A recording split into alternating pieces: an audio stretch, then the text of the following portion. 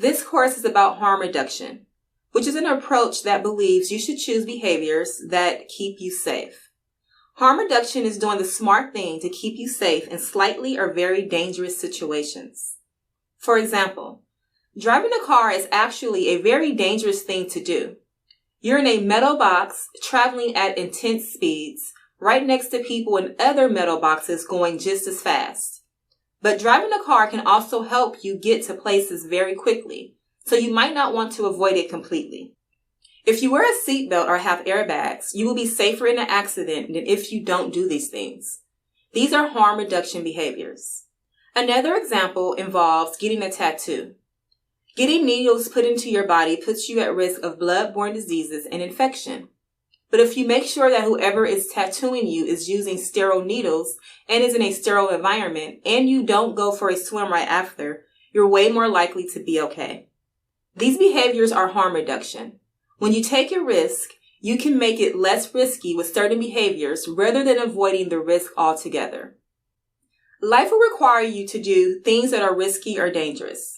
And you may choose to do some things that are riskier and more dangerous in life in order to have fun or accomplish a goal. You don't necessarily have to avoid these things completely, but you should do all that you can to make these things safer. Choosing a safe behavior is a smart thing to do. That's what harm reduction is all about.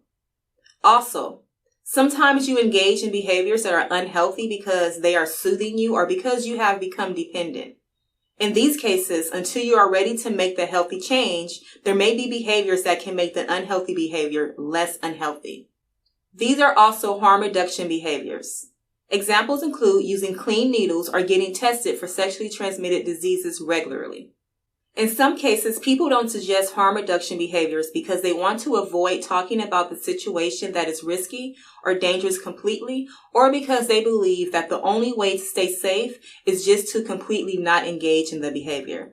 This all or nothing way of looking at things can actually cause more harm sometimes. One of the main reasons that we don't always talk about safe behavior is because certain behaviors or even people have been stigmatized in our society. Stigma is a set of negative and often unfair beliefs that a society or group of people have about something or someone.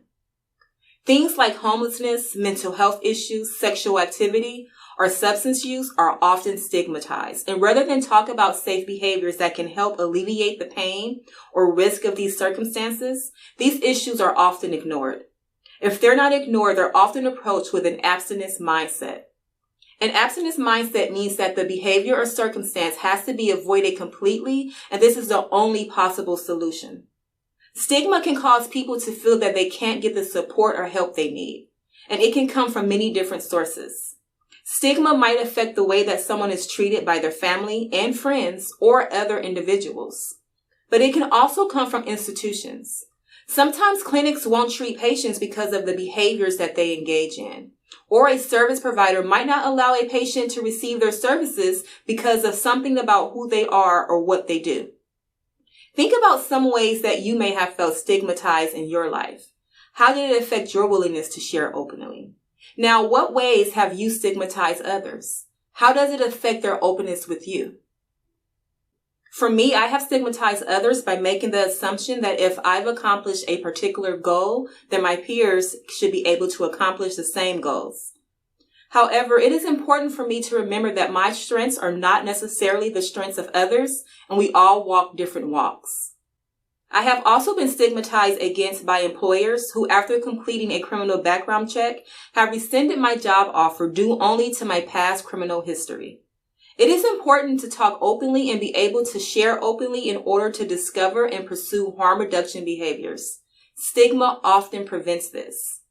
Harm reduction means pursuing safety and safer behaviors in every case, despite the way that someone views the situation or action being taken. Even when you're not ready to completely change to a healthy behavior from an unhealthy behavior, you can make smaller changes that alleviate the risk somewhat.